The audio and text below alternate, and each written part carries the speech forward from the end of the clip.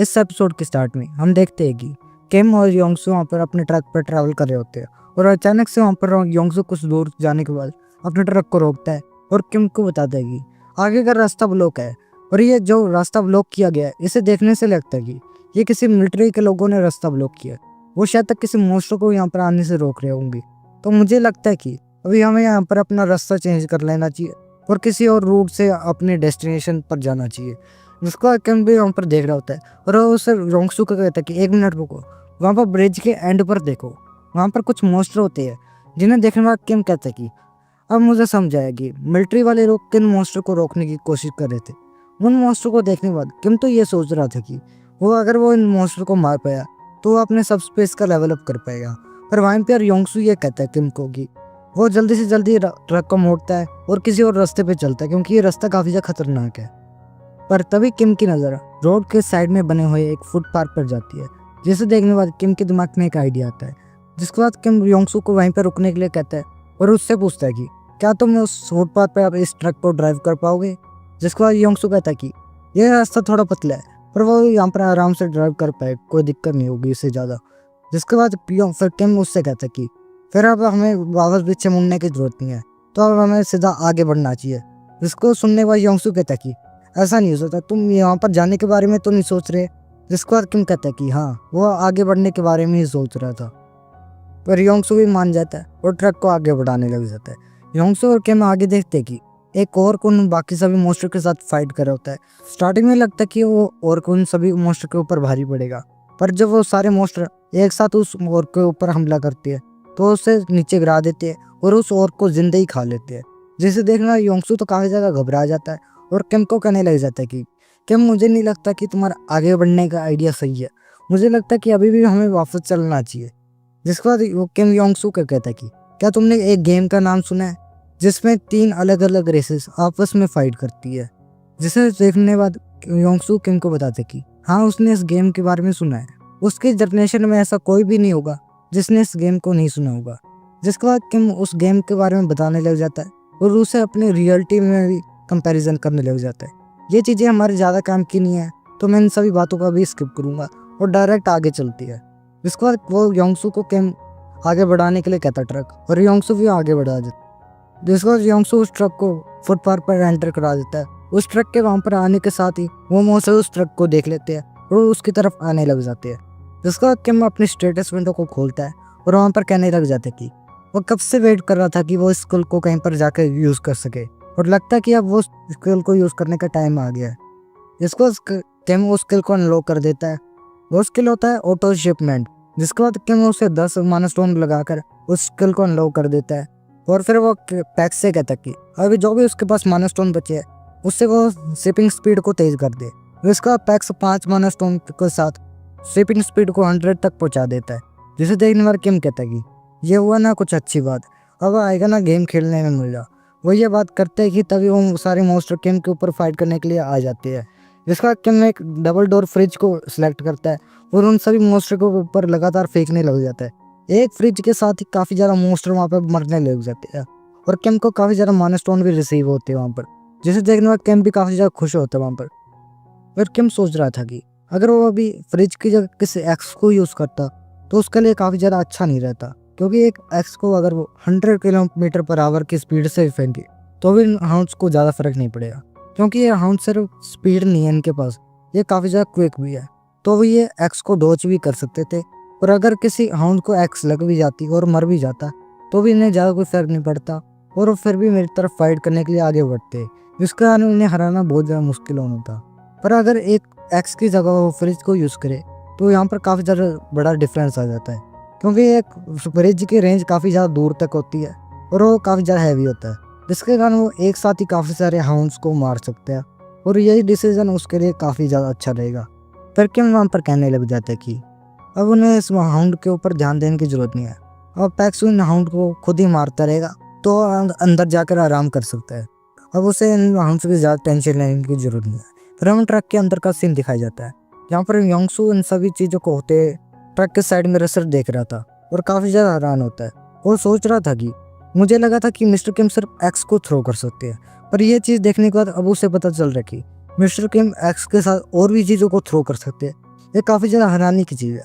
और सबसे ज़्यादा जो हैरानी की चीज़ है वो ये है कि अगर मिस्टर किम के पास एक पूरा का पूरा लॉजिस्टिक सेंटर भी होए, पर यह कुछ ज़्यादा नहीं होगा कि उनके पास इतना ज़्यादा स्टॉक होए फ्रिज का। ऐसा हो ही नहीं सकता कि उनके पास इतना ज़्यादा स्टॉक हो। कहीं ऐसा तो नहीं ये फ्रिज फेंकने के बाद दोबारा से मिस्टर किम के पास आ रही हो, क्योंकि जब वो एक्स को भी फेंकते थे तो उसके पास दोबारा आ जाती थी।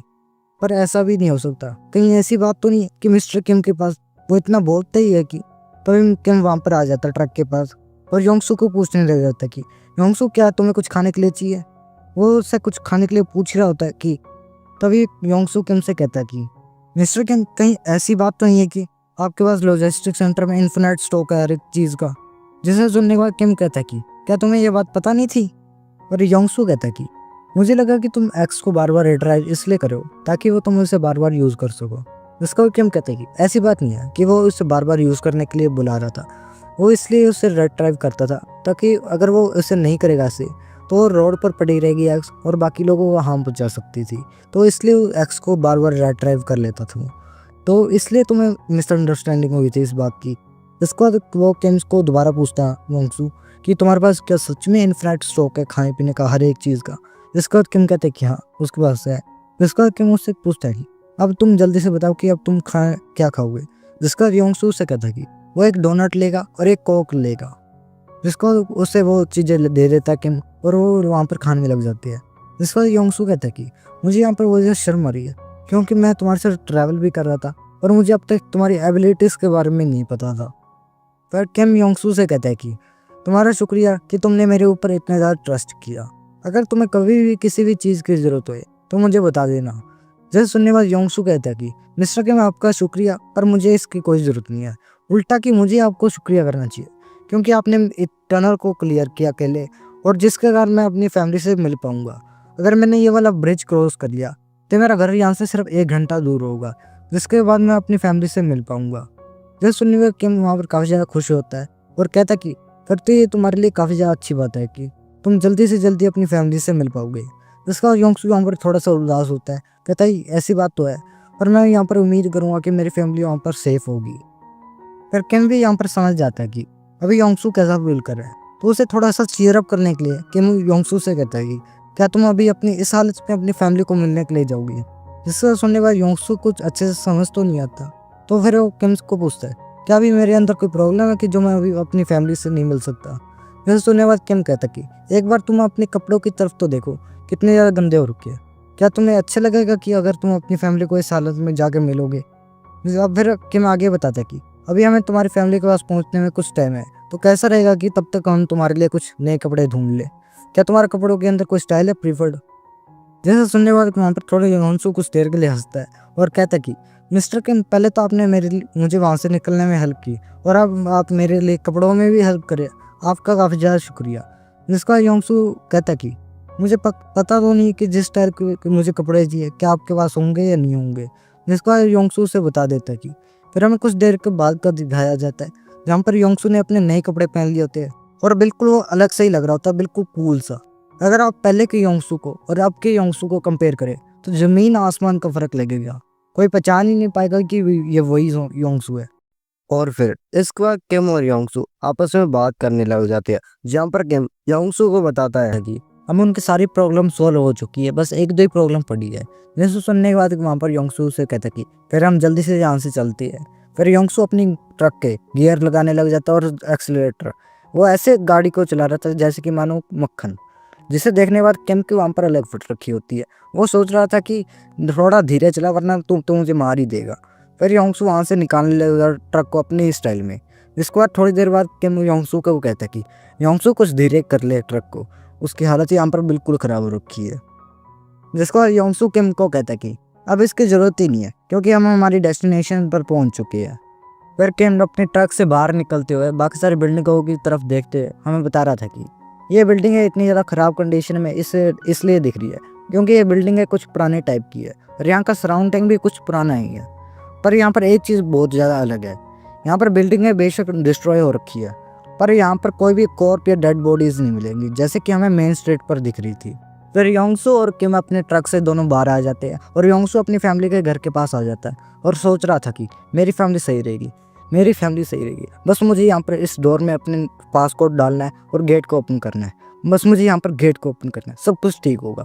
वो यहाँ पर घबराया होता है, अपनी फैमिली के बारे में सोच ही रहा होता है, और पीछे केम वहाँ पर खड़ा हुआ सोचता है कि तुम यहाँ पर यह गेट नहीं खोल पाओगे यंगसू। मैंने सही कहा ना, क्योंकि तुम इतना जल्द रश करके आए हो। तुमने गाड़ी को फुल स्पीड में चलाकर अपने ऐसे यू टर्न्स लिए और तुमने 1 घंटे के रास्ते को सिर्फ 20 मिनट में कवर कर लिया। तुम्हें इतनी ज़्यादा जल्दी थी अपनी फैमिली को मिलने की। तुमने पूरे टाइम अपनी फैमिली के बारे में सोचा और जितना जल्दी से जल्दी हो सके तुमने अपनी फैमिली को मिलने की कोशिश की। पर अब जब इतना दूर आने के बाद अगर तुम्हें अपनी फैमिली को मरा हुआ देखना पड़ा तो तुम क्या करोगे? यही सोच के तुम अभी अपने गेट को नहीं खोल पा रहे ना यंगसू। अगर मैं तुम्हारी जगह होता तो मैं अभी क्या करता? ये किम सोच रहा होता है। तभी किम यंगसू से कहता कि कैसा रहेगा कि तुम्हारी जगह मैं प्रेस कर दूँ रिंग बेल। फिर यंगसू कुछ देर सोचता है और किम को कहता है हाँ तुम ही खोल दो। जिसको किम और ज़्यादा कहने लग जाता है और बताने लग जाता है कि यहाँ पर दुनिया में ऐसा कोई भी नहीं होगा जो अपनी फैमिली को मरा देखना चाहेगा। अगर मैं यंगसू की जगह पर होता और यहाँ पर 1% भी चांस होता कि मेरी फैमिली जिंदा हुए तो मैं उस 1% चांस का यूज़ करता और अब किसी और को मेरी जगह यहाँ पर गेट खोलने के लिए कह देता। पर अगर मैं यहाँ पर इस गेट को नहीं खोलूँगा तो इसका एक ही मतलब है कि मैं यहाँ पर रिजल्ट को देखने से बच रहा हूँ और कोई बात नहीं होगी यहाँ पर। फिर मैं इससे पूरी ज़िंदगी बचते रहूँगा और मुझे पूरी ज़िंदगी पछतावा होगा इस चीज़ का। फिर क्या मैं यंगसू से कहता है कि अब मैं डोर बेल को प्रेस करने वाला हूँ, क्या तुम तैयार हो? फिर यंगसू भी उसे कहता है कि हाँ मैं तैयार हूँ। पर यंगसू भी यहाँ पर पूरा घबराया होता है। इससे पहले कि किम उस डोर बेल को प्रेस करता तभी कोई अंदर से उस गेट को खोल देता है और फिर वो यहाँ पर फिर बाहर आ जाता है। जिसे देखने बाद तो यंगसू की यहाँ पर आँखें खुली की खुली रह जाती है, क्योंकि वहाँ पर और कोई नहीं था। उसकी डॉटर और उसकी वाइफ वहाँ पर खड़ी होती है, जिसे देखने वाला काफ़ी ज़्यादा इमोशनल हो जाता है और उन जल्दी से उनके पास भागते हुए उन्हें गले लगा लेता है और रोने लग जाता है। यहाँ पर उनका ये फैमिली मूवमेंट वहाँ पर किम भी देख रहा होता है। तभी वहाँ पर यंगसू अपनी वाइफ से पूछता है कि तुम्हें कैसे पता चला कि तुम्हें अभी गेट खोलना चाहिए? इसके बाद उसकी वाइफ उसे बता दी कि मैंने यहाँ पर कुछ बाहर नॉइज़ सुना था तो मैं अभी गेट के पास आ गई थी और मैंने गेट के पीप होल से देखा कि तुम यहाँ पर बाहर खड़े हो, तो मैंने जल्दी से जल्दी इस डोर को ओपन कर दिया। जिसको सुनने बाद यंगसू कह कहता है कि मैं यहाँ पर बहुत ज़्यादा खुश हूँ, मैं यहाँ पर बहुत ज़्यादा ही खुश हूँ। वहाँ पर उनका ये फैमिली मूवमेंट चल ही रहा होता है और वहीं पर किम भी ये सब कुछ होते हुए देख रहा था। फिर उसकी वाइफ यंगसू से पूछती है तुम्हारे साइड में जो ये आदमी खड़ा है ये कौन है? जिसका यंगसू से बताने लग जाता है कि यही वो बेनिफैक्टर है जिसने उसे यहाँ पर आने में हेल्प की थी। वो उससे अपने उसके बारे में बता ही रहा था किम के बारे में। तभी किम वहाँ पर गिरने लग जाता है, जिसे देखने के बाद वो सभी लोग भी किम के पास आने लग जाते हैं और पूछने लग जाते हैं कि किम क्या तुम ठीक हो? पर किम वहाँ पर बेहोश होने लग जाता है और किम सोचता था कि अभी वो यहाँ पर बेहोश नहीं होता, वो यहाँ पर कुछ भी हो जाए यहाँ पर बेहोश नहीं हो सकता, पर वो यहाँ पर बेहोश हो जाता है। जिसके बाद हमें किम का थोड़ा सा फ्लैशबैक दिखाया जाता है कि किम अपने डैड से पूछ रहा था कि क्या आप यहाँ पर अभी सैड नहीं है? जिसके बाद उसके डैड उससे रिप्लाई करते हैं कि ऐसी कोई ज़रूरी नहीं है बात की, किसी के बिछड़ने के बाद हमें सैड होना चाहिए, क्योंकि यहाँ पर सभी टाइप के इमोशन फील होते हैं जब कोई हमसे दूर हो जाता है, जैसे कि हमने उस आदमी के साथ कैसा टाइम बिताया था। और उल्टा मुझे यहाँ पर सैडनेस से ज़्यादा तो ग्रैटिट्यूड फील हो रहा है। जिसका किम कहता है ग्रैटिट्यूड। जिसके बाद उसके डैड भी कहते हैं कि हाँ। फिर उसके डैड किम से कहते हैं कि तुम अभी ये सभी बातों को समझ नहीं पाओगे, पर जब तुम एक दिन बड़े होगे तो तुम्हें ये सारी बातें खुद ही समझ आने लग जाएगी। यहाँ पर अभी हमें क्लियरली बताया तो नहीं गया यहाँ पर हो क्या रहा है, पर देखने से लग रहा है कि किम की यहाँ पर ग्रैंड माँ की डेथ हो चुकी है और किम के फादर और किम यहाँ पर उनका फ्यूनरल अटेंड करने आए हैं। फिर हम फ्यूनरल के बाद को कोई एक सीन दिखाया जाता है जहाँ पर किम की बहन किम को मारी होती है। जिसके बाद किम भी उसके ऊपर चिल्लाते हुए कह रहा था कि तुम मुझे इतनी ज़्यादा जोर से हिट क्यों कर रही हो? जिस सुनने का उसकी बहन उसे कहती कि मैं तुम्हें कहाँ इतनी जोर से हिट कर रही हूँ, मैं तो यहाँ पर एक पिल्लो भी यूज़ कर रही हूँ ताकि तुम्हें ज़्यादा जोर से हिट ना हो, पर तुम तो एक क्राई बेबी हो जो फिर भी रो रहे हो। ये सुनने के बाद किम अपनी बहन को कहता है कि मैं तुमसे हिट करता हूँ, मैं जाकर डैड को ये सारी बातें बता दूंगा। जिसको उसकी बहन कहती कि जाओ जाओ बता दो, और यहाँ पर मैं फिर से तुम्हारे साथ एक बार और जीत गई हूँ तो ये चैंपियन का टाइटल दोबारा से मेरा ही होगा। फिर किम हमें बताता कि फिर उसने जाकर अपने डैड को ये सब कुछ बताया था, पर डैड के पर्सपेक्टिव से ये कुछ ज़्यादा बड़ी प्रॉब्लम नहीं थी। फिर उनके डैड उन्हें दोबारा से एक बात बता रहे थे कि अभी के लिए तुम एक दूसरे से हेट कर रहे होगे, पर जब तुम बड़े हो जाओगे तो तुम्हें समझाएगा कि तुम एक दूसरे से कितना ज़्यादा प्यार कर रहे हो। ये सीन हमने पहले के भी एक फ्लैशबैक में देखा था जहाँ पर उनके डैड ये सब कुछ बता रहे थे। फिर हमें थोड़ा आगे का सीन दिखाया जाता है जहाँ पर सभी लोग वहाँ पर डाइनिंग टेबल पर खाना खाने के लिए रेडी होते हैं। तभी उनकी मॉम उससे कहती है कि तुम अपने जल्दी से फ़ोन छोड़ दो और यहाँ पर खाने के लिए आ जाओ। जिसके बाद हमें दिखाया जाता है कि उसकी बड़ी डॉटर वहाँ पर आ जाती है और उसकी मॉम अपनी बड़ी डॉटर से पूछती है कि तुम्हें आजकल ज़्यादा फ़ोन पर लगी रहती हो, क्या तुम्हारे यहाँ पर कोई क्रश तो नहीं जिससे तुम पूरे दिन बात करती हो। जिस सुनने के बाद उनकी बड़ी डॉटर उन्हें बताती है कि मैम ऐसी कोई बात नहीं है, मैम विंटर स्कूल में आ चुकी हो और इस एज में सभी बच्चे एक दूसरे से अपने फ्रेंड्स के साथ बात करते ही रहते हैं। फिर वो जाकर डाइनिंग टेबल पर डिनर करने के लिए बैठ जाती है और अपनी सिस्टर से कहने लग जाती है, क्या तुम दोबारा से वहाँ वो फाइटिंग देखने लग रही हो। जिसका उसकी सिस्टर भी कहती कि हाँ। तभी उनकी मॉम उनसे कहती कि तुम पूरा दिन ही यहाँ पर टीवी देखती रहती है और मन ही मन सोचती है, तुम्हारे कारण मैं अपने ड्रामास भी नहीं देख पाती। तो भी वहाँ पर एक डिनर में कोई एक और आदमी भी बैठा होता है। यह क्लियरली बताया तो नहीं गया कि क्या ये इनका ब्रदर है या अंकल है, पर जो भी होगा। तो वो सोल से कहता है कि मैंने सुना कि तुम अगले साल से मिडिल स्कूल में जाने लगोगी। जिसका सोल भी कहती कि हाँ। फिर वो उसे बताने लग जाता है कि मैंने सुना कि वहाँ पर एक बॉक्सिंग क्लब और एक स्पोर्ट्स क्लब है, तो तुम्हें मेरे हिसाब से वो ज्वाइन करना चाहिए। जिसका सोल वहाँ पर कहती है कि हाँ मैं ज़रूर ज्वाइन करूँगी और मैंने तो इसलिए वो वाला स्कूल ज्वाइन किया था। फिर किम वहाँ पर सोचने लग जाता है कि मिडिल स्कूल। जिसके बाद हमें किम का सीन दिखाया जाता है जब वो उसने मिडिल स्कूल में एडमिशन ले लिया होता है और वहाँ पर अपने मिडिल स्कूल के पहले दिन आया होता है। फिर किम इधर उधर बाकी लोगों की यूनिफॉर्म की तरफ देखने लग जाता है और फिर वो अपनी यूनिफॉर्म की तरफ देखता है जो उसके ब्रदर सिस्टर की पुरानी यूनिफॉर्म होती है। पर वो कहता है कि वो फिर भी खुश है कि वो मिडिल स्कूल में आ गया और अभी वो मिडिल स्कूल में पढ़ सकता है। जिसके बाद हमें कुछ टाइम के बाद का सीन दिखाया जाता है जहाँ पर किम थोड़ा और बड़ा हो जाता है, जहाँ पर हमें दिखाया जाता है कि किम को कुछ 2-3 लोग मिलकर मार रहे होते हैं और तभी वो किम को मार ही रहे होते हैं कि तभी किम की सिस्टर वहाँ पर पीछे आ जाती है और एक आदमी का हाथ रोक लेती है और उसकी सिस्टर किम से कहती है कि अब ऐसा काम और नहीं चलेगा, अब तुम्हें कल से मॉर्निंग ट्रेनिंग स्टार्ट करनी पड़ेगी। और फिर इसके अगले दिन हम वहाँ पर देखते हैं कि किम की बहन वहाँ पर किम को ट्रेनिंग करा रही होती है। और उसके पीछे खड़ी होती है और किम अपनी ट्रेनिंग कर रहा होता है। फिर ट्रेनिंग खत्म होने के बाद और स्कूल खत्म होने के बाद किम अपने घर पर जा रहा होता है और घर पहुंचने के बाद उसके फादर उन सभी लोगों को वहाँ पर बताने लग जाते हैं कि यहाँ पर उनकी बहन का यहाँ पर एडमिशन हो चुका है नर्सिंग कॉलेज में। जिस सुनने के बाद किम और उसकी बहन दोनों को यकीन नहीं होता और कहते कि ऐसा कैसे हो गया। फिर हमें एक दूसरा ही सीन दिखाया जाता है जहाँ पर किम थोड़ा बड़ा हो रखा होता है और अपने पीसी में गेम खेल रहे होते हैं। तभी उसके फादर किम के पास आते हैं और कहने लग जाते कि लगता है उस चीज़ के लिए अभी टाइम हो चुका है। जिसका किम पूछता है किस चीज़ के लिए। तभी हमें दिखाया जाता है कि उसके फादर उसे एक पेपर देते हैं और वो होता है मिलिट्री ज्वाइनिंग का फॉर्म। जिसको हमें अगले सीन दिखाया जाता है जहाँ पर किम अपने कटोरे कट में मिलिट्री में ज्वाइन होने के लिए तैयार खड़ा होता है। वहीं पर उसकी सिस्टर और उसकी मदर और उसके फादर वहाँ पर खड़े होते हैं, जहाँ पर उसके मदर और फादर तो उसे बाय कर रहे होते हैं, वहीं पर उसकी सिस्टर उसका मजाक उड़ा रही होती है। तभी किम वहाँ पर जाने लग जाता है, तब भी वो तीनों वहाँ पर उसे बाय कर रहे होते हैं। फिर हमें किम को दिखाया जाता है जो अभी जा रहा होता है और उसने अपना मुंह आगे कर लिया होता है और वो आगे मुंह करने के बाद वो वहाँ पर रोने लग जाता है क्योंकि वो अपनी फैमिली से अब दूर जा रहा था। इसी के साथ हमारी ये फ्लैशबैक यहीं पर ख़त्म होता है और किम को वहाँ पर होश आने लग जाता है। किम अभी वहाँ पर किसी और ही जगह पर होता है। किम उठने के बाद सोचता है कि मैं यहाँ पर क्या करूँ। जहाँ तक कि मुझे लास्ट टाइम याद है तो योंगसू अपनी फैमिली से मिल रहा था, पर मुझे इससे आगे को कुछ सही से याद नहीं है। तो ये सोचते हुए वहाँ पर थोड़ा घबराया होता है। तभी पीछे से कोई पूछता है क्या तुम उठ गए। जिसके बाद वहाँ पर अपनी एक्स निकाल लेता है और पीछे मुड़कर देखता है तो वहाँ पर योंगसू की वाइफ और उसकी डॉटर वहीं पर खड़ी होती है, जो किम को थोड़े से अजीब तरीके से देख रही होती है क्योंकि किम ने वहाँ पर अपनी एक्स बाहर निकाल रखी होती है। फिर किम इधर उधर और अच्छे तरीके से देखता है तो उसे वहाँ पर योंगसू भी दिखाई दे देता है जो अभी वहाँ पर सो रहा होता है। जिसका किम को अपनी सिचुएशन समझ आ जाती है कि अभी वो योंगसू के घर पर है। जिसके बाद उसकी वाइफ किम को कहने लग जाती है कि तुम अचानक से वहाँ पर कोलैप्स हो गए थे तो हम तुम्हें वहाँ पर अंदर ले आए, तुम बहुत ज़्यादा गहरी नींद में थे तो हम में से किसी ने भी तुम्हें यहाँ पर उठाया नहीं था। जिसका किम उससे पूछता है तो मैं कब से यहाँ पर सो रहा हूँ। जिसका उसकी वाइफ बताती कि तो तुम तकरीबन 3 घंटे से सो रहे हो। तो किम सोचता है तो मैं 3 घंटे से सो रहा था। जिसका उसकी वाइफ और भी ज़्यादा कहने लग जाती कि उसके हस्बैंड ने उसे बताया कि तुमने उसकी कितनी ज़्यादा हेल्प की यहाँ पर आने के लिए, तुम्हारा शुक्रिया कि तुम्हारे कारण मैं अपने हस्बैंड से मिल पाई। जिसके बाद किम कहते कि नहीं ऐसी कोई बात नहीं है, तुम्हारे हस्बैंड ने भी मेरी बहुत ज़्यादा हेल्प की थी। योंगसू भी वहाँ पर उठ जाता है और कहने लग जाता है कि जितनी मिस्टर किम ने आपने मेरी हेल्प की है उसके सामने तो मेरी हेल्प कुछ नहीं है। जिसको किम भी कहते क्या बात कर रहे हो आप, ऐसी कोई बात नहीं है। तभी योंगसू की वाइफ वहाँ पर कहने लग जाती कि आप जल्दी दोनों से खाना खा लीजिए, खाना तैयार है।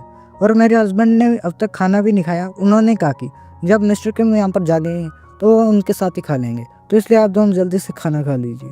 जिसका वहाँ पर योंगसू भी कहता कि चलो सर खाना खाते हैं। जिसका किम कहता कि फिर मैं हेजिटेट नहीं करूँगा, ठीक है। जिसका वो दोनों खाना खाने के लिए बैठ जाते हैं और किम वहाँ पर खाने को ही देख रहा होता है लगातार और काफ़ी ज़्यादा एक्साइटेड होता है खाना खाने के लिए, क्योंकि अब तक सिर्फ किम ने यहाँ पर फ्रीज़र वाले ही आइटम खरीदे, उसने कोई कुक्ड खाना खाया नहीं था, जिसको देख के वो काफ़ी ज़्यादा खुश होता है।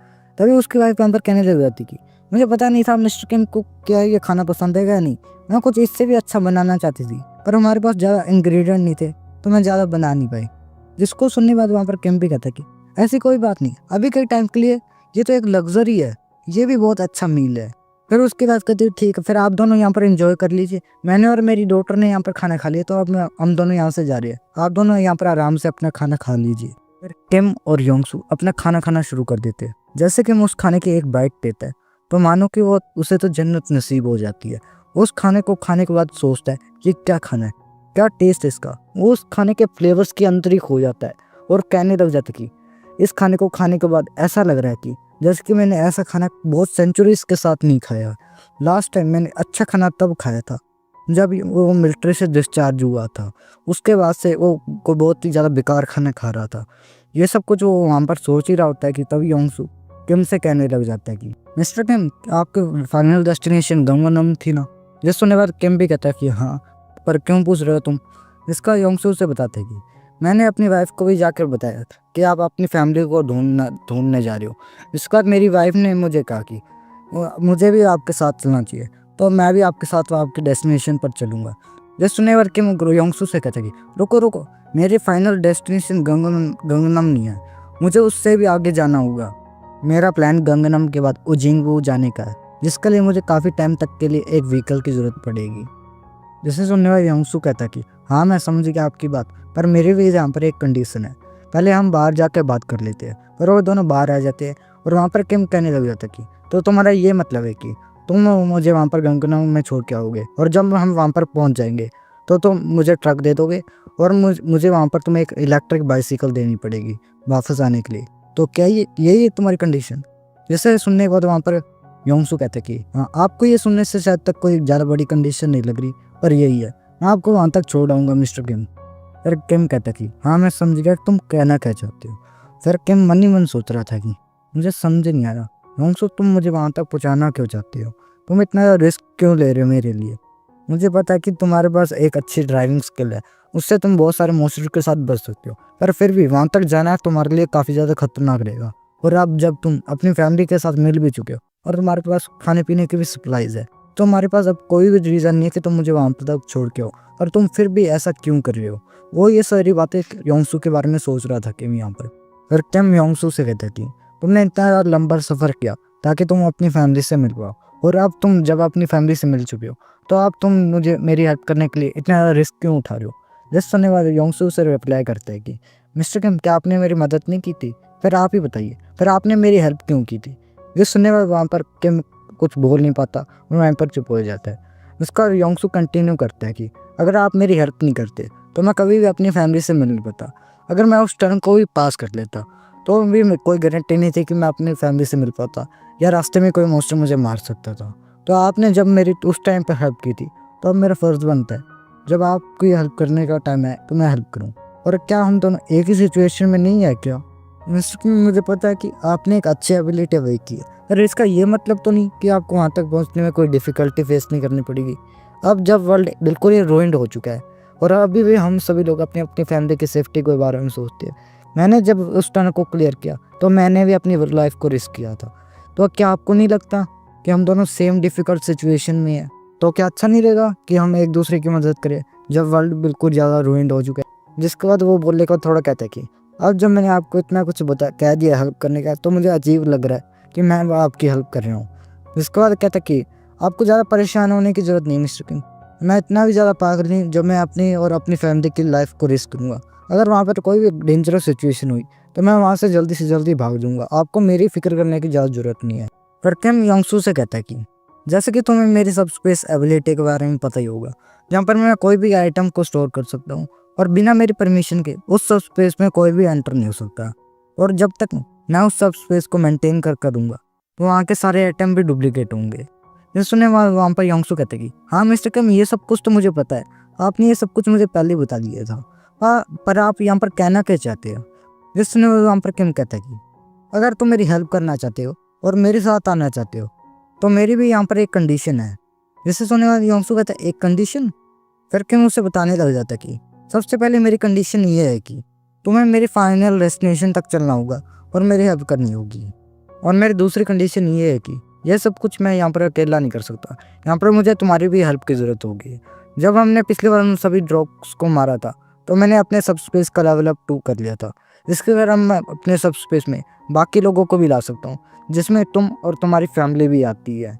अगर तुम मेरी हेल्प करना चाहते हो और मेरे साथ आना चाहते हो तो तुम्हारी फैमिली भी साथ ही आएगी।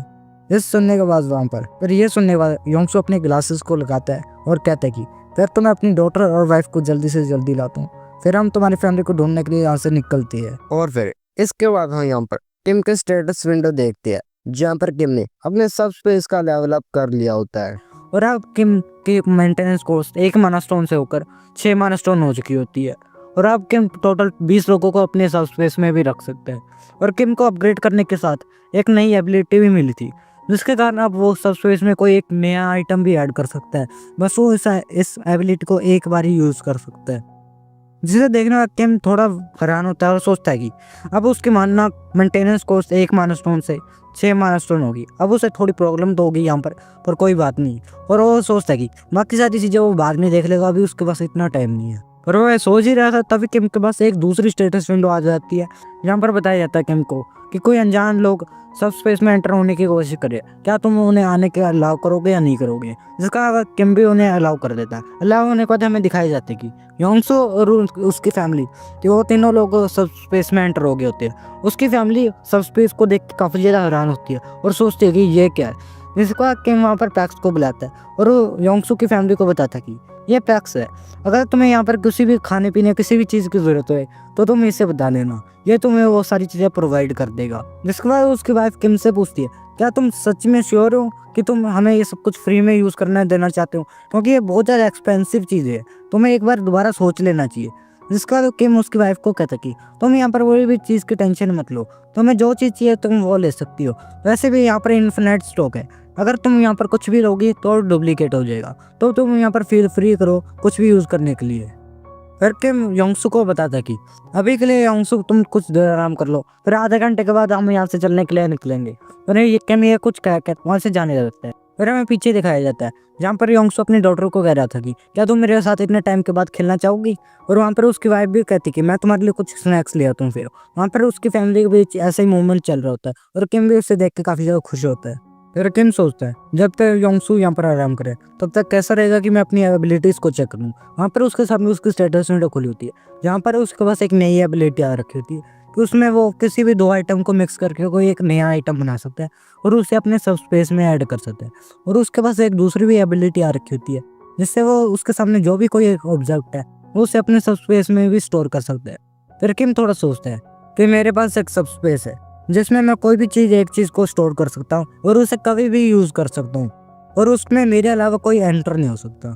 यह अकेली चीज़ ही काफ़ी ज़्यादा पावरफुल थी, पर जब इसमें हम पैक्स को मिला दे तो यह और ज़्यादा भी खतरनाक हो जाती है। इसका सबसे बड़ा एग्जाम्पल है शिपमेंट। मुझे कभी नहीं लगा था कि जैसे मैं अपने सब स्पेस को लेवल अप करूँगा तो मुझे और भी अलग अलग टाइप के स्किल्स मिलेंगे, पर जब मैंने अब लेवल अप किया तो मुझे पता चला ऐसे स्किल भी मिल रहे हैं। वो यहाँ पर काफ़ी ज़्यादा हैरान होता है क्योंकि उसके सामने एक और ऑप्शन होता है कि वो कोई भी एक ऑब्जेक्ट को अपने सब स्पेस में ऐड कर सकता है। ये सोचने पर किम सोचता है कि तो क्या मैं पैक्सएफसी की तरह एक और आइटम को भी अपने सब स्पेस में स्टोर कर सकता हूँ, कि ये कुछ ज़्यादा ओवर पावर तो नहीं हो गया। फिर किम अपनी दूसरी एबिलिटी सब स्पेस लैब को चेक करने लग जाता है। वो सोचता है कि तो क्या इसका कहने का मतलब ये है कि मैं किसी भी 2 आइटम को मिक्स करके एक नया आइटम बना सकता हूँ, पर ये काम कैसे करता है। और पर अभी भी इसके लिए मैं इसे अनलॉक भी नहीं कर सकता क्योंकि इसकी कॉस्ट कुछ ज़्यादा है। इसकी कॉस्ट पूरी 50 माइलस्टोन है, जो अभी के लिए मेरे पास है भी नहीं। तो अभी सिर्फ जो चीज़ मैं कर सकता हूँ टेस्ट, वो है ये दूसरी एबिलिटी।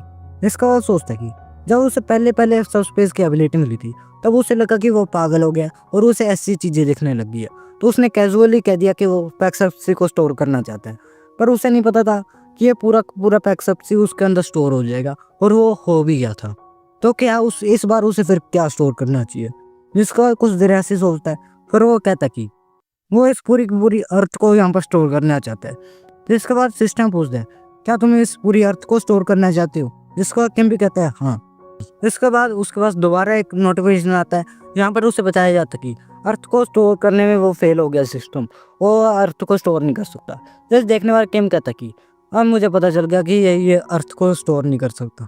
फिर केम कहते हैं तो ये अर्थ को स्टोर नहीं कर सकता, मैंने इसके ऊपर कुछ ज़्यादा उम्मीदें लगा दी थी। फिर पीछे से वहाँ पर किम के योंगसू आ जाता है और किम को बताने लग जाता है कि हमें यहाँ पर मेन रोड से जाना चाहिए क्योंकि वो वाला रास्ता अच्छा रहेगा वहाँ से जाने के लिए, उससे हम थोड़ा जल्दी पहुँच जाएंगे। जिससे सुनने वहाँ पर किम भी कहता है तुम्हें जैसा सही लगे तुम वैसा करो। जिसका किम मुझसे पूछता है क्या तुम अभी अपने डॉटर्स के साथ खेलने नहीं वाले थे। ये सुनने वाला योंगसू कहता है उसके बारे में। फिर वो पीछे मुड़ता है और दिखाया जाता है कि उसकी डॉटर काफ़ी ज़्यादा खेलने के बाद वो थक गई होती है और वहाँ पर सो गई होती है। जिस पर योंगसू बताने लग जाता है कि उसकी डॉटर को यहाँ पर काफ़ी ज़्यादा सेफ फील हो रहा था, तो थोड़ा देर खेलने के बाद ही थक गई थी और वो सो गई है। जिसके बाद योंगसू कहता है कि मिस्टर के मुझे पता ही, मैंने ये बात आपको बहुत बार पहले भी बता दिया पर मैं आपको फिर से कहना चाहूँगा, आपका काफ़ी ज़्यादा शुक्रिया।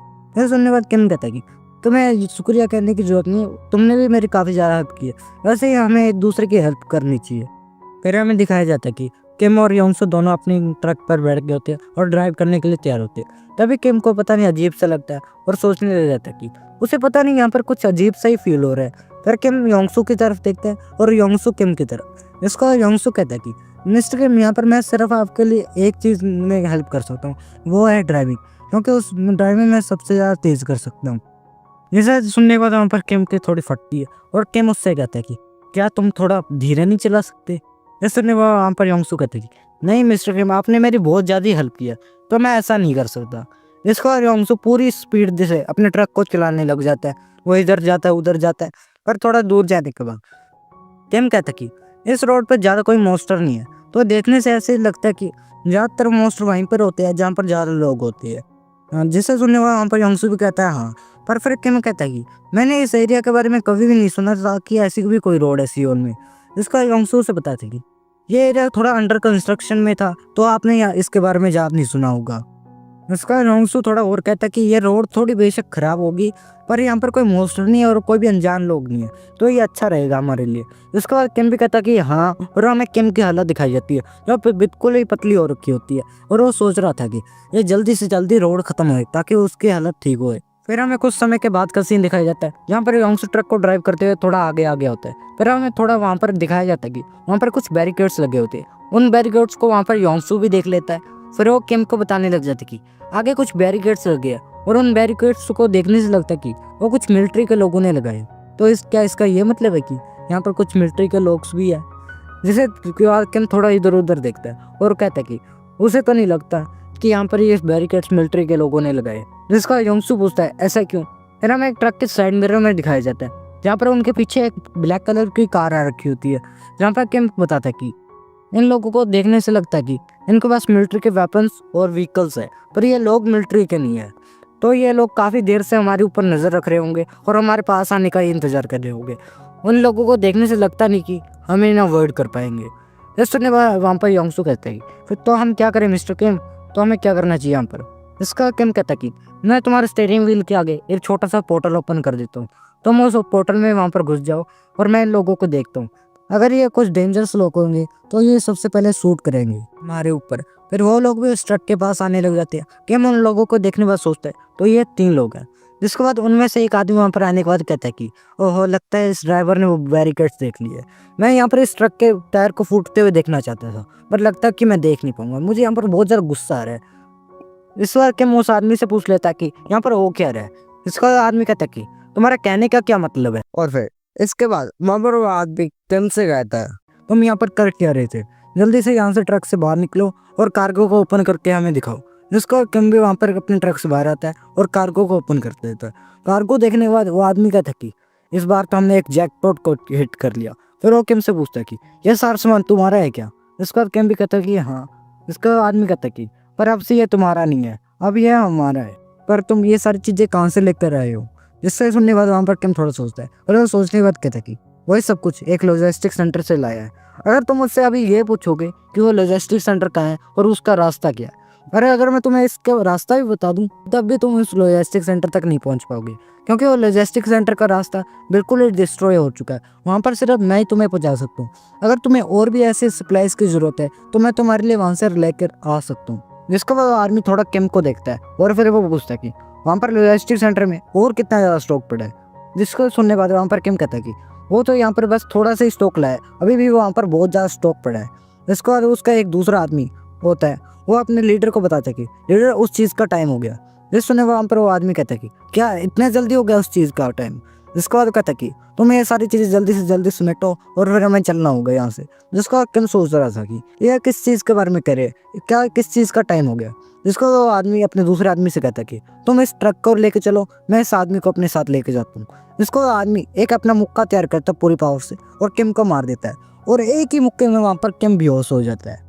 फिर हमें दो लोगों को आपस में बात करते हुए सुनाया जाता है, जहाँ पर एक आदमी उससे बताता है कि वो उस आदमी को लेकर आ चुका है, तो दूसरा आदमी उससे कहता है कि तो यही आदमी है जो इतनी ज़्यादा सप्लाईज लाया था। तो उनके बीच में थोड़ी ऐसी बातें चलती है। फिर हमें किम को दिखाया जाता है, जिसका किम के मुंह से वो कपड़ा हटाया जाता है और किम के वहाँ पर आंखें खुलने लग जाती है। किम अपने सामने देखता है कि उसके सामने एक आदमी होता है जो अभी किसी कमांडर की चेयर पर बैठा होता है और उसके साइड में कुछ डेड बॉडीज भी पड़ी होती है। जिसको किम सोचता है कि वो भी कहाँ पर है, वो लास्ट टाइम तो यहाँ पर नहीं था। जिसको आदमी बोलने लग जाता है कि तो तुम ही वो आदमी है ना जो एक लॉजिस्टिक सेंटर से सप्लाईज लाए हो, और तुम ये भी कह रहे हो कि उस लॉजिस्टिक सेंटर का रास्ता सिर्फ तुम ही पता है और सिर्फ तुम ही वहाँ तक लेकर जा सकते हो। जिससे वहाँ पर किम कहते हैं कि हाँ ऐसी बात है। जिसके बाद वो आदमी और पूछता है कि तो हमें ये बताओ ये लॉजिस्टिक सेंटर है कहाँ पर। किम उससे बताते कि ये लॉजिस्टिक सेंटर गंगपो में है। जिससे वहाँ पर आदमी कहते कि ओ तुम थोड़े स्मार्ट हो लगता है, मुझे वहाँ पर पहले ही जाके इस सारे लॉजिस्टिक सेंटर का सामान ले आना चाहिए था। जिसको किम मुझसे पूछता है तो अभी वो है काम पर। जिसको आदमी कहता है क्या ये ऑब्वियस नहीं है, तो मैं अभी एक मिलिट्री बेस में हूँ। तो इस मिलिट्री बेस का नाम क्या था, जॉइंट बेस, मिलिट्री बेस। फिर किम वहाँ पर समझ जाता है कि अभी वो मिलिट्री के हेडक्वार्टर, फिर किम वहाँ पर समझ जाता है कि अभी वो कम्युनिकेशन हेडक्वार्टर पर है मिलिट्री के। उसके बाद वो आदमी कहने लग जाता है कि ओह 6 बज गए इतनी जल्दी, उसे पता भी नहीं चला कि कब 6 बज गए। जिसको वो कहते कि तुम थोड़ी देर रुको, तुम्हें अभी कुछ देखने को मिलेगा। जिसको वहाँ पर थोड़ा सा हिलने लग जाती है ज़मीन और वहाँ पर अजीब अजीब सा साउंड आने लग जाता है। वो साउंड सुनने वाला वहाँ पर किम देखता है और सोचता है कि कहीं ऐसा तो नहीं है। जिसको वो बाहर देखता है, बाहर एक बहुत बड़ी विवरण होता है जो आसमान में उड़ते हुए वहाँ से जा रहा होता है। उस विवरण को देखने वाला किम सोचता है इतना ज़्यादा बड़ा विवरण यहाँ पर क्या कर रहा है। जिसको आदमी कहता है हाँ ये कुछ ज़्यादा बड़ा है, क्या तुम्हें देखने से नहीं लगता ये कोई मजाक है। जिसको आदमी उसे और बताने लग जाता है कि वो इस विवरण के हाथों मरते मरते बचा था। जो तुम्हें अभी आदमी दिख रहा है दीवार के पास मरा हुआ, उसने हमें बताया था कि मिलिट्री ने इस मॉन्स्टर के साथ लड़ने की हर एक कोशिश की, उसके ऊपर टैंक्स चलाए, उसके ऊपर वेपन्स, उसके ऊपर बुलेट्स, पर उस मॉन्स्टर के ऊपर कुछ भी काम नहीं किया। यहाँ तक कि मेरी भी कोई एबिलिटी उस मॉन्स्टर के ऊपर काम नहीं की तो बुलेट्स उसके ऊपर क्या ही काम कर जाएगी। फिर आदमी उसे और भी ज़्यादा बताने लग जाते हैं कि मिलिट्री उस मॉन्स्टर के साथ फाइट करने की कोशिश करी थी पर वो उसे अकेले यहाँ पर हरा नहीं पा रही थी। तो मिलिट्री यहाँ पर लोगों को रिक्रूटमेंट करी थी ताकि वो उस मॉन्स्टर को हरा पाए, और उसी रिक्रूटमेंट में मैं भी यहाँ पर आया था। जब मैंने पहली बार इस मॉन्स्टर को देखा तो मैं यहाँ पर समझ गया कि मॉन्स्टर कुछ ज़्यादा पावरफुल है, इसे मिलिट्री भी नहीं हरा सकती। मिलिट्री यहाँ पर बहुत कमज़ोर है इस मॉन्स्टर के सामने। तो मैंने यहाँ पर सारी मिलिट्री के ऊपर टेक ओवर कर लिया और बाकी सारे मिलिट्री के लोगों को मार दिया। पर तुम यहाँ पर गलत मत समझना कि वो आदमी वहाँ पर पड़ा है तो वो मरा हुआ है, मैंने उसे जिंदा छोड़ा है। मुझे लगा कि ये बहुत ज़्यादा काम का आदमी है, इसको काफ़ी ज़्यादा इन्फॉर्मेशन, तो मैंने इसे मारा नहीं। वैसे भी अब मुझे इसे मारने की ज़रूरत नहीं है क्योंकि कुछ ना कुछ देर में खुद ही मर जाएगा। मुझे अपने हाथ गंदे करने की इसके ऊपर कोई ज़रूरत नहीं है। मेरे पास यहाँ पर हर एक चीज़ है, मेरे पास यहाँ पर वेपन्स है, मेरे पास व्हीकल्स है, मेरे पास हर चीज़ है, पर मेरे पास फूड की शॉर्टेज थी। पर अब मुझे कोई ज़रूरत नहीं टेंशन करने की वो फूड की सप्लाईज़ की, क्योंकि अब तुम मुझे ला कर दोगे वो सारी फूड की सप्लाई। कल तुम यहाँ से निकल जाओगे फूड की सप्लाईज़ देने के लिए, मैं तुम्हारे साथ कुछ लोग भी भेज दूँ। अगर तुम मुझे अच्छे से वहाँ पर ला पाए सारा खाना जो मुझे चाहिए तो मैं तुम्हें अब अपनी फैमिली में भी ज्वाइन कर लूँगा। अगर तुमने हमें यहाँ पर ज्वाइन कर दिया तो तुम्हें यहाँ पर बहुत ज़्यादा प्रॉफिट होगा, हम तुम्हें वहाँ पर बाहर के सारे मॉन्स्टर से भी बचाएंगे और यह तुम्हारे लिए बहुत ही अच्छा ऑफर होगा। जिसने वहाँ पर किम कहता है कि मैं यहाँ पर बहुत टाइम से सोच रहा था कि मुझे यहाँ पर किस चीज़ को पुट करना चाहिए, पर लगता है कि ये हेडक्वार्टर बिल्कुल सही है पुट करने के लिए। इसको आप वहाँ पर किम पैक्स से कहते हैं कि पैक्स जल्दी से जल्दी इस पूरे कम्युनिकेशन हेडक्वार्टर को सब स्पेस में पुट कर दो। जिसने वो आदमी कहता है कि तुम यहाँ पर कहना क्या चाहते हो, क्या तुम्हें यहाँ पर मरना है। इसको हमें दिखाया जाता है कि वहाँ पर पूरा का पूरा मिलिट्री बेस भी वहाँ पर गायब हो जाता है, जैसे कि पहले लॉजिस्टिक सेंटर हुआ था। जिसको आदमी को कुछ देर तो समझ नहीं आता, पर वो फिर नोटिस कर लेता है कि यहाँ पर सारा का सारा मिलिट्री का बेस गायब हो चुका है। फिर उनका बॉस कहने लग जाता है कि ऐसा कैसे हो सकता है, ऐसा कैसे हो सकता है कि इतनी बड़ी बिल्डिंग अचानक से ही गायब हो गई है। ये यहाँ पर तो मुझे कुछ समझ नहीं आ रहा है यहाँ पर हो क्या रहा है। वो इतना कुछ घबराया होता है, सोच रहा होता है, फिर तभी हमें किम को दिखाया जाता है जो वहाँ पर वॉमिट कर रहा होता है और उसकी बिल्कुल बुरी हालत हो रखी होती है। वो सोचता है कि ये बिल्कुल वैसी साइड इफेक्ट है जैसे कि पिछली बार पैक सब्जी को स्टोर करने पर आए थे। वो सोचता है कि अभी उसे जल्दी से जल्दी यहाँ से निकलना होगा कैसे ना कैसे करके। फिर हमें उस लीडर के आदमी को दिखाया जाता है जो किम को यहाँ पर लाया था। वो यहाँ पर बिल्कुल घबरा चुका था और कहने लग गया था कि ऐसा नहीं होता, वो लोग आ रहे हैं, वो लोग आ रहे हैं। वो बिल्कुल ही घबराया होता है, उसके बिल्कुल पसीने छूट रखे होते हैं, वो बिल्कुल ही डरा होता है। हमें दिखाया जाता है कि वहाँ पर बहुत सारी विवरण उन लोगों के ऊपर अटैक करने के लिए आ रखे होते हैं। उनमें वो बड़ा वाला विवरण भी आया था। उन सभी विवरण को देख के सभी लोग वहाँ पर भागने लग जाते हैं। ऐसा सभी लोगों को भागता हुआ देखकर उन सभी का लीडर उनसे कहने लग जाता है कि यहाँ पर कोई भी भागो मत, सभी लोग मिलकर उस छोटे कमजोर विवरंस के ऊपर हमला करो और उन्हें पहले टेक डाउन करो। वो उन्हें कमांड दे ही रहा था पर कोई भी वहाँ पर उसकी बात नहीं सुनता और सभी अपने में भागने में लग गए थे। ये चीज़ देख के उनका लीडर काफ़ी ज़्यादा गुस्सा होता है और कहने लग जाता है कि तुम धोखेबाज हो, तुम गद्दार हो जो ऐसे मौके पर मुझे छोड़ना चाहते हो। तभी वो ये कुछ उन सबको कह ही रहा था, तभी उसके पीछे एक विवरण आ जाता है। वो विवरण उस आदमी के पीछे आ गया था और उस आदमी को भी पता चल गया था कि अब उसके पीछे विवरण आ चुका है। और हमें उस आदमी के पीछे का सीन दिखाया जाता है जहाँ पर किन एक आदमी को लेकर अपने सबस्पेस में जा रहा होता है। जब इतने सभी भाग दौड़ चल रही थी, सभी लोग इधर उधर भाग रहे थे, केओस का माहौल था, तब क्यों अपनी रस्सियों से आज़ाद हो गया था और वो वहाँ से भाग गया था। वो रास्ते में जाते जाते उस मिलिट्री के आदमी को भी साथ में लेके जा रहा था जिसे इन लोगों ने पकड़ के रखा था और काफ़ी ज़्यादा घायल कर दिया था। तो उसे लेकर वो अपने सबस्पेस में घुस जाता है और अपने सबस्पेस में जाने के बाद वो पीछे देखता है और सोचता है कि ये आदमी अभी कर क्या रहा है।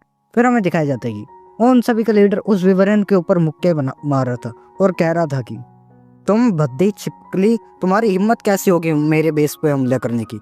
अब तुम ये मत सोचना कि मैं इतना ज़्यादा कमज़ोर हूँ, मैंने भी अपना बहुत ज़्यादा लेवल अप कर लिया, तो अब मेरे फिस्ट पिछली बार से भी काफ़ी ज़्यादा स्ट्रॉन्ग है, तो अब मैं तुमसे डरता नहीं।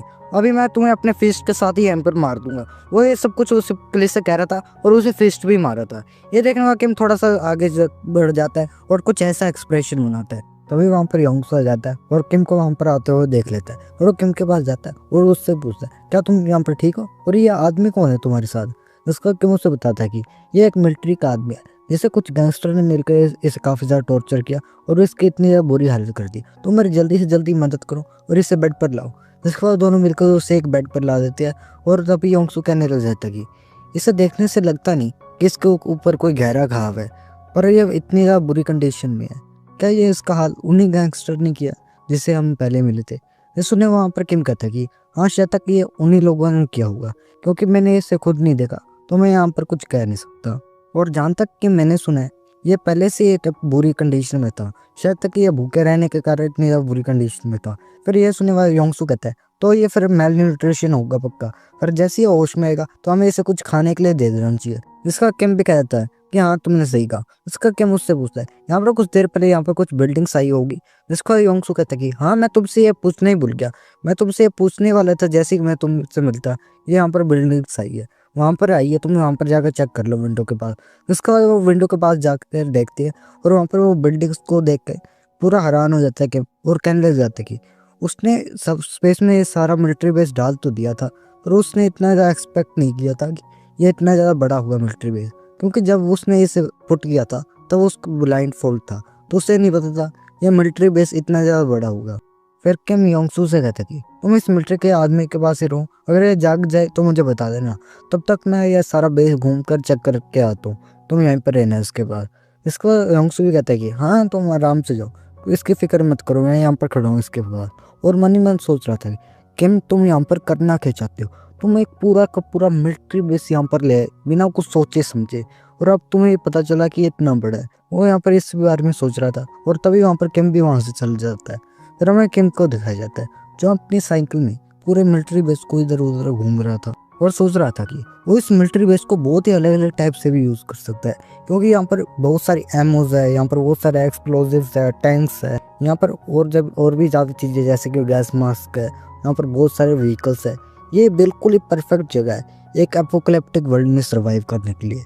पर यहाँ पर एक ही प्रॉब्लम है, इस जगह को अपने लॉजिस्टिक सेंटर की तरह यूज़ नहीं कर सकता, क्योंकि यहाँ पर पैक्स नहीं है जो सारी चीज़ों को यहाँ पर संभाल लेगा। तो अभी यहाँ पर कुछ भी उसे चाहिए होगा तो उसे यहाँ पर खुद ही लेना पड़ेगा।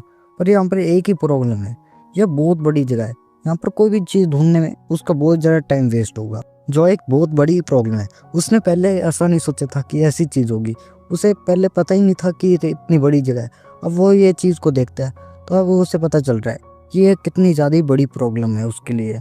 और सबसे इम्पोर्टेंट बात, यहाँ पर कोई भी चीज़ डुप्लीकेट नहीं होती पैक्स एफसी की तरह, तो उससे कोई भी चीज़ यूज़ करने से पहले 100 बार सोचना होगा, क्योंकि अगर यहाँ पर की सप्लाईज खत्म होगी तो उससे आगे चल के बहुत ज़्यादा प्रॉब्लम हो सकती है। वो ये सब कुछ सोच ही रहा था, तभी वहाँ पर पैक्स आ जाता है और कहने लग जाता है कि लॉजिस्टिक सेंटर एंड सबस्पेस दोनों पैक्स एआई से कनेक्टेड है। तो इसका मतलब ये है कि जो ये नया सेक्टर 2 आया, तो ये भी पैक्स एआई से कनेक्ट रहेगा और इसे भी वेयर हाउस की तरह ट्रीट किया जाएगा। तो यहाँ पर भी पैक्स एआई को यूज़ किया जा सकता है और अभी इसकी प्रोसेस चल रही है और प्रोसेस कंप्लीट होने के बाद ये दोनों आपस में कनेक्ट हो जाएंगे और यहाँ पर फिर पैक्स एआई भी यूज़ कर सकते हो तुम। ये सुनने वाला पर किम कहता है, तो क्या तुम्हारा ये मतलब है पैक्स एफसी की तरह यहाँ पर भी चीज़ें डुप्लीकेट होगी? जिस सुनने वहाँ पर पैक्स कहता है कि हाँ, और हमें यहाँ पर पहली बार पैक्स को हंसते हुए भी दिखाया जाता है और वहाँ पर ये बात सुनकर बिल्कुल के हैरान हो जाता है। फिर पैक्स वहाँ पर कहता है कि पर अभी यहाँ पर होस्ट किसी भी चीज़ को यूज़ नहीं कर सकता, क्योंकि अभी तक वो सारी प्रोसेस कंप्लीट नहीं हुई और अभी तक सिर्फ प्रोसेस 0.81% तक ही हो पाई है। इसको सुनने में वहाँ पर किम कहता है कि तो ये प्रोसेस कब तक कंप्लीट होगी? इसका पैक्स उसे बताता है कि इसका कोई एग्जैक्ट टाइम तो नहीं बता सकता, क्योंकि यहाँ पर बहुत सारे अलग अलग टाइप के आइटम हैं और सभी आइटम का अलग अलग टाइम लगता है कि उसका डाटा क्लियर करने में, उसका डाटा कॉपी पेस्ट करने में। तो यहाँ पर वो उसका एग्जैक्ट टाइम तो नहीं बता सकता, पर अगर होस्ट चाहे तो कोई स्पेसिफिक आइटम उसे बता सकता है, तो उसका डाटा वो पहले कॉपी पेस्ट कर देगा ताकि वो होस्ट उन सभी आइटम्स को पहले यूज़ कर सके। क्या होस्ट की यहाँ पर कोई ऐसी रिक्वेस्ट है कि वो किस आइटम का डाटा पहले करना चाहे? जिसको सुनने वहाँ पर क्या कहते कि तो जल्दी से जल्दी ammo, rifles, fuels and vehicles को जल्दी से जल्दी ऑब्जेक्ट के तौर पर सिलेक्ट कर ले। जिसके बाद वहाँ पर वो कर लेता है और बताता है कि इन सभी को यहाँ पर डाटा होने में पूरे 10 मिनट लगेंगे। तो सुनने वहाँ पर क्या कहता है कि फिर तो मैं एक काम और करूँ कि यहाँ पर इनके ऊपर रेस्ट्रिक्शन लगा दो कि इन्हें मेरे अलावा कोई और बुला ना सके, इसकी कोई और ज़्यादा ऑर्डर ना कर सके इन आइटम को। जिस सुनने वहाँ पर पैक्स कहते कि ठीक है, होस्ट के कहने पर इन सभी चीज़ों के ऊपर रेस्ट्रिक्शन लगा दी गई है, जिसके बाद सिर्फ होस्ट ही इन सभी आइटम को ऑर्डर कर पाएगा और कोई भी इन आइटम को ऑर्डर नहीं कर पाएगा। फिर किम वहाँ पर सोच रहा था कि अभी बाहर की हालत कैसी होगी, क्या उसे बाहर जाकर चेक करना चाहिए क्या अभी सब कुछ ठीक हो गया है या नहीं हुआ है। जिसके बाद वो वहीं पर सोच रहा था, फिर वो वहाँ पर एक पोर्टल खोल ही देता है और वहाँ पर पोर्टल से देखने लग जाता है। फिर हमें दिखाई जाता है कि वहाँ पर अभी भी बहुत सारे विवरण होते हैं और बड़ा सारा विवरण भी अभी भी वहाँ पर होता है। वो विवरण अभी तक किम को ही देख रहा होता है और किम भी उस विवरण को देख लेता है और फिर किम कहने लग जाता है कि बाहर की हालत देखने से नहीं लगता कि अभी कुछ ज़्यादा सही है और अभी भी यहाँ पर बहुत सारे विवरण है जिसे वो मार सकता है और कुछ भी हालत में वो बड़े सारे विवरण को यहाँ से जाने नहीं दे सकता। इसके बाद हमें दिखाया जाता है कि यहाँ पर योंगसू और किम दोनों यहाँ पर उन विवरण के साथ फाइट करने के लिए तैयार होते हैं और उन्होंने बहुत सारी गन्स को भी वहाँ पर रखा होता है और उन्हें रिलोड कर रहे होते हैं। फिर किम वहाँ पर योंगसू से कहता है कि अभी वो पूरी टोटल 10,000 बुलेट्स यहाँ पर लेकर आ चुके हैं, तो अगर तुम्हारी गन फायर करते करते जाम हो जाए तो उस गन को वहीं पर फेंक देना और एक नई गन ले लेना, क्योंकि हमारे पास इतना टाइम नहीं कि हम उस गन को सही करें। इसको दोनों वहाँ पर मैगजीन फिल करने लग जाते गन में और किम कहने लग जाता है कि ये अच्छा रहता कि अगर गन में पहले से यहाँ पर मैगजीन फिल आती, क्योंकि फिर वो लगातार बिना कोई प्रॉब्लम फायरिंग कर सकते थे। पर ये प्रोडक्ट रजिस्टर ही ऐसे हुए थे, तो अभी इसके बारे में वो कुछ भी नहीं कर सकता। फिर किम योंगसू से पूछता है क्या तुम्हें यहाँ पर शूट करना आता है? जिस सुनने वहाँ पर योंगसू कहता है कि तुम यहाँ पर क्या बात कर रहे हो, शूटिंग की तुम बात ही मत करो, मुझे तो ये बहुत अच्छी तरीके से आता है। यहाँ पर और भी बहुत सारी चीज़ें जो उससे यहाँ पर आती है, यहाँ पर कहने से अच्छा है कि वो उसे डायरेक्टली दिखा दे कर जिसका योंगसू वहाँ पर गन को रिलोड करता है और वहाँ पर सभी विवरण के ऊपर फायर करने लग जाता है और उसकी बुलेट जाकर सीधा विवरेंस के ऊपर ही लग रही होती है और वहाँ पर योंगसू लगातार ही फाइट कर रहा होता है। दे दन फायरिंग शुरू कर दी थी उसने और उसके हर एक बुलेट के साथ किस ना किस विवरण को वहाँ पर लग रही थी और बहुत सारे विवरण वहाँ पर मर रहे थे। फिर इतनी ज़्यादा फायरिंग करने वाला वहाँ पर योंगसू रुक जाता है और कहने लग जाता है कि उसने काफ़ी समय के बाद फायरिंग की थी, तो अभी वो थक गया। लगता है कि देखने से कि यहाँ पर सभी विवरण मर चुके हैं और सिचुएशन अंडर कंट्रोल में है। इसको यहाँ पर किम थोड़ा कहता है कि नहीं, अभी ऐसा नहीं है। इसने योंगसू कहता है कि तुम यहाँ पर क्या बात कर रहे हो, यहाँ पर तुम देख रहे हो यहाँ पर कोई भी विवरण खड़ा नहीं है, सभी विवरण यहाँ पर मर गया है। इसने यहाँ पर किम कहता है कि हाँ, यहाँ पर देखने से लग तो रहा है कि यहाँ पर सभी विवरण मर चुके हैं, पर अभी भी उस बड़े विवरण की बॉडी यहाँ पर नहीं है। ये सुनने वाले योंगसू कहता कि कौन सा बड़ा विवरण? इसका किम कहता कि मुझे यहाँ पर पक्का याद है, यहाँ पर एक बहुत ही बड़ा विवरण था और उसकी बॉडी अभी यहाँ पर मिसिंग है, तो पक्का वो अभी भी जिंदा होगा। फिर हमें वो बड़ा विवरण दिखाया जाता है जो किम के पोर्टल के बिल्कुल ऊपर होता है। और फिर इसके बाद हम पोर्टल के अंदर देखते हैं जहाँ पर किम ने अपनी स्टेटस विंडो को खोल लिया होता है और वहाँ पर अपनी स्टेटस विंडो में किम ने अपने ग्रेनेड को सेपरेट कर लिया था, तो अब वो सोच रहा था कि क्या उसे अपने गन में भी मैगजीन को कंबाइन कर लेना चाहिए। अगर वो ऐसा करेगा तो उसके लिए सब कुछ कन्वीनियंट रहेगा, उसे बार बार गन को रिलोड नहीं करना पड़ेगा और उसे इजीली बहुत टाइम तक यूज़ कर सकता है। वो इतना कुछ सोच रहा था, तभी उसके दिमाग में एक आइडिया आता है कि वो कंबाइन स्किल को यूज़ करते हुए एक बहुत ही पावरफुल वेपन बना सकता है जो एक ग्रेनेड जितना डैमेज करेगा और अपने सराउंडिंग्स को भी डैमेज नहीं करेगा। तो इसका यूज़ करते हुए बहुत सारा पावरफुल मॉन्स्टर को भी हरा सकता है। फिर हमारा सीन योंगसू की तरफ शिफ्ट होता है जहाँ पर योंगसू ने अपनी कार को रोक दिया होता है और उसके सामने कार का बहुत बड़ा ढेर होता है। उस कार के ढेर को देखने पर योंगसू सोचता है कि ये सारी कारें ऐसे कैसे लगी हुई है, ये यहाँ पर हुआ क्या था। वो इतना कुछ सोच रहा था, तभी उसके पीछे से किम आ जाता है और कहने लग जाता है कि कहीं तुम्हें मेरा ज़्यादा वेट तो नहीं करना पड़ा। जिसने योंगसू कहता है कि मैं ऐसी बात नहीं कि मुझे यहाँ पर तुम्हारा वेट करना पड़े, क्योंकि यहाँ पर कोई ज़्यादा मॉन्स्टर नहीं थे तो मुझे तुम्हारा कोई ज़्यादा वेट करना नहीं पड़ा। पर यहाँ पर एक बहुत बड़ी प्रॉब्लम है कि सामने कुछ लोगों ने यहाँ पर गाड़ियों का ढेर लगा दिया, जिसके कारण अब हम यहाँ से नहीं जा सकते क्योंकि यहाँ का पूरा रोड ही ब्लॉक हो चुका है, तो हमें यहाँ से कोई दूसरा रास्ता लेना पड़ेगा। जिससे सुनने वाले वहाँ पर किम कहते कि नहीं, इसकी कोई ज़रूरत नहीं है। क्या तुम्हें पता है अभी अभी मैंने एक नया वेपन बनाया, तो ये अब जगह बिल्कुल परफेक्ट है उस वेपन को यूज़ करने के लिए। जिसने योंगसू पूछता है नया वेपन? कौन सा नया वेपन? इसके बाद किम अपने नए वेपन को हमला कर देता है और उसके नए वेपन के कारण वहाँ की सारी गाड़ियाँ उड़ जाती है और रास्ता क्लियर हो जाता है। और जिसे देखने पर तो योंगसू का मुंह खुला का खुला रह जाता है और हमें किम का वो वेपन दिखाया जाता है जो होता है कि 20 किलो के वेट्स लगे होते हैं। जिसके देखने पर वहाँ पर किम नहीं, योंगसू सोचते कि तुम हो क्या चीज़। फिर हमें दो लोगों को दिखाया जाता है जो वहाँ पर झाड़ू लगा रहे होते हैं। तभी उनमें से एक आदमी कहने लग जाता है कि अभी यहाँ पर क्या हुआ, क्या यहाँ पर वो दीवार गिर गई। जिसके सुनने में दूसरा आदमी कहता है कि ऐसा नहीं हो सकता, अब तक वो दीवार बिल्कुल सही खड़ी थी, तो अचानक से वो कैसे गिर सकती है। वो दोनों आपस में ये बातें कर ही रहे थे कि तभी वहाँ पर किम आ जाता है और उनके पास गाड़ी रोक देता है। और किम को ऐसे आते हुए देखने के बाद वो दोनों सोचते कि ये है कौन, कहीं ये कोई सोल्जर तो नहीं है। इसका किम अपनी कार से अपनी विंडो को ओपन करता है, उन दोनों से पूछता है क्या तुम यहाँ पर जो ये उनको जानते हो। फिर हमें किम का एक और फ्लैशबैक दिखाया जाता है जहाँ पर किम हमेशा की तरह अपनी बहन से मार खा रहा होता है और उसकी बहन भी उसे मारते काफ़ी ज़्यादा खुश होती है। वो दोनों आपस में लड़ ही रहे होते। तभी उनकी बहन उन दोनों से कहती कि तुम दोनों यहाँ पर शांत होकर बैठ जाओ, तुम्हारे कारण मैं यहाँ पर पढ़ भी नहीं पा रही। जिस सुनने में वो दोनों काफ़ी ज़्यादा हैरान हो जाती है। जिस सुनने में वहाँ पर किम की बहन कहने लग जाती है क्या तुम यहाँ पर बीमार तो नहीं है जो तुम इतना ज़्यादा पढ़ रही हो। जिस सुनने में उसकी बड़ी बहन उससे कहने लग जाती है तो क्या होगा कि मैं अभी पढ़ रही हूँ। जिसके बाद किम भी कहने लग जाता है कि मुझे देखने से लग रहा है कि इसकी हालत सही नहीं है, क्या हमें जाकर मॉम को नहीं बता देना चाहिए। तो उसकी भी बहन कहती कि हाँ हमें मॉम को जल्दी से बता देना चाहिए। इसके बाद उसकी बहन उन दोनों के ऊपर चिल्लाकर वो कहती कि मैं यहाँ पर सिर्फ पढ़ना चाहती हूँ और कोई बात नहीं है, यहाँ पर तुम इसको इतनी ज़्यादा बड़ी बात क्यों मना रहे हो।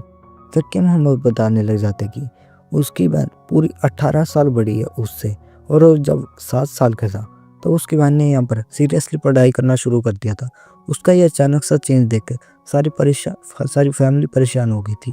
फिर हमें किम को दिखाया जाता है किम और उसकी बहन दोनों अपनी मॉम को वहाँ पर लेकर आ चुके थे और अपनी बहन की तरफ इशारा करते होते और कहना चाहते थे कि नहीं इसे देखो, इसे देखने से लगता नहीं कि इसकी हालत सही है। इसका उसकी मॉम भी पूछती है कि तुम ठीक तो हो, क्या तुम्हें यहाँ पर कुछ तो नहीं हुआ। इस सुना उनकी डॉटर भी कहती है हाँ मैं बिल्कुल सही हूँ और मुझे कुछ भी नहीं हुआ। फिर किम की बड़ी बहन अपनी फैमिली को बताने लग जाती है कि उसने अपना ड्रीम ढूंढ लिया और अपनी एक बुक को आगे करती है जहाँ पर उस बुक में बताया गया था कि अगर वर्ल्ड कल को भी एंड होता होगा तो भी वो बीमार लोगों का इलाज करेगी। तो वो बताती कि तो ये उसका सपना है। जिस देखना किम और उसकी बहन और ज़्यादा हैरान हो जाती है और कहने लग जाती है कि मॉम देखने से लगता है कि इसकी कंडीशन और भी ज़्यादा ख़राब हो चुकी है, हमें इसे जल्दी से जल्दी हॉस्पिटल लेके जाना चाहिए। जैसा ना उसकी बहन भी उनके ऊपर चिल्लाने लग जाती है और कहते कि तुम लोग चुप करो। इसके बाद हमें बताया जाता है कि इसके बाद हमें बताया गया कि उसकी बहन का यह डिटर्मिनेशन सिर्फ एक दिन के लिए नहीं था, उसने कंटिन्यू पढ़ाई की और पढ़ाई करते उसके काफ़ी ज़्यादा ग्रेड्स भी सुधरे और एक दिन वो नर्सिंग कॉलेज में उसका एडमिशन भी हो गया, जो हमने एक पिछले फ्लैशबैक में भी देखा था। फिर हमें प्रेजेंट में दिखाया जाता है, जहाँ पर हमें किम की बहन जो यॉन दिखाई जाती है, जो वहाँ पर रो रही होती है और कहने लग जाती है कि तुम इतनी दूर कैसे पहुँचे, क्या तुम ठीक हो, कहीं तुम्हें कहीं पर लगी तो नहीं हुई। इसके बाद हमें किम को दिखाया जाता है, जो भी वहाँ पर रोने लग जाता है और कहता है कि नहीं मैं बिल्कुल ठीक हूँ। जिसके बाद वो दोनों आपस में गले लगा लेती है और वहाँ पर योंगसू भी देख रहा होता है। जिसके बाद हमें दिखाया जाता है कि उन दोनों आपस में बात करते हैं और किम इंट्रोड्यूस कराता है योंगसू को और बताता है कि यही आदमी है जिसने उसकी हेल्प की यहाँ तक पहुँचने में। इसके बाद वहाँ पर जो यॉन भी उसका शुक्रिया अदा करती है और बताती कि वो किम की बड़ी बहन जो यॉन है। जिसके बाद वहाँ पर जो यॉन कहती कि किम को कि मेरे पास यहाँ पर तुम्हारे देने के लिए कुछ है, और वो बताती कि अभी उसके पास एक चॉकलेट बार है जो तुम्हें देना चाहती हूँ। फिर किम कहता कि नहीं नहीं, उसे इस चीज़ की ज़रूरत नहीं है, उसके पास पहले ही बहुत है, इसके उसे अभी कोई ज़रूरत नहीं है। पर ये अभी इन सब बातों करने का टाइम नहीं है, अभी उसके पास एक इम्पोर्टेंट बात है, अभी यहाँ पर कोई घायल है। ये सुने हुआ उसकी बहन कहती है कहाँ पर है, कौन यहाँ पर पेशेंट है, जल्दी से जल्दी उसे वहाँ पर लेकर चलो। जिसका किम उसे बताता है कि वो आदमी अभी यहाँ पर नहीं है, वो भी एक सब स्पेस में जहाँ पर सिर्फ वो अपनी एबिलिटी के साथ ही जा सकता है। ये सुनने वाला उसकी बहन कहती है एबिलिटी, तो क्या तुमने भी यहाँ पर अवेकन कर लिया है कोई एबिलिटी को। जिसने और किम कहती है हाँ उसने अभी कर लिया है, पर उसके पास अभी टाइम नहीं सब बातों को बताने के लिए।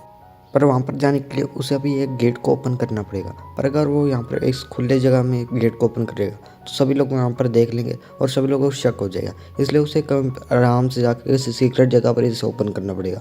जिसका जूयंग कहती कि फिर हम यहाँ पर बाहर तो नहीं कर सकते ओपन।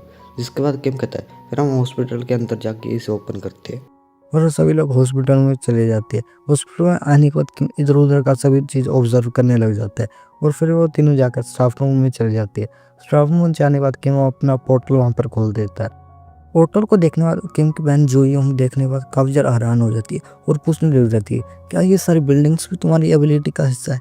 ये सुनने वाला हम पर किम कहते कि वो मैं तुम्हें ये सारी चीज़ें बाद में एक्सप्लेन करूँगा, तुम जैसे जल्दी मेरे साथ चलो। उसके बाद किम अपनी बहन को उस मिलिट्री के आदमी के पास चला जाता लेकर और पूछने लग जाता कि क्या इसकी कंडीशन कैसी है। जिसके सुनने के बाद वहाँ पर उसकी बहन पूछती कि इसे तुम कब लेकर आए थे। इसके बाद किम उसे बताने लग जाता कि इसे मेरे सब स्पेस में लाए हुए ज़्यादा टाइम नहीं हुआ, वो उसे रास्ते में लेकर आ गया था। इसको उसकी बहन बताने लग जाती कि इसकी कंडीशन देखने से लगता कि इसे काफ़ी ज़्यादा मारा गया था और टॉर्चर किया गया था और इसकी कंडीशन भी देखने से कुछ अच्छी नहीं लग रही। अगर मैं ये तुम्हें एक चीज़ में बताना हो तो मैं तुम्हें ये कहूँगी, ये सर्वाइव नहीं कर सकता। जो सुने वहाँ पर किम कहते कि क्या ये सच में इतनी ज़्यादा बुरी कंडीशन में है। जो सुने वहाँ पर उसकी बहन कहती अगर तुम नॉर्मली पूछो तो हाँ, पर ये कूल नहीं है कि मैंने भी एक एबिलिटी अवेकन किया एज ए हीलर। और यहीं पर हमारी इस एपिसोड का भी एंड हो जाता है।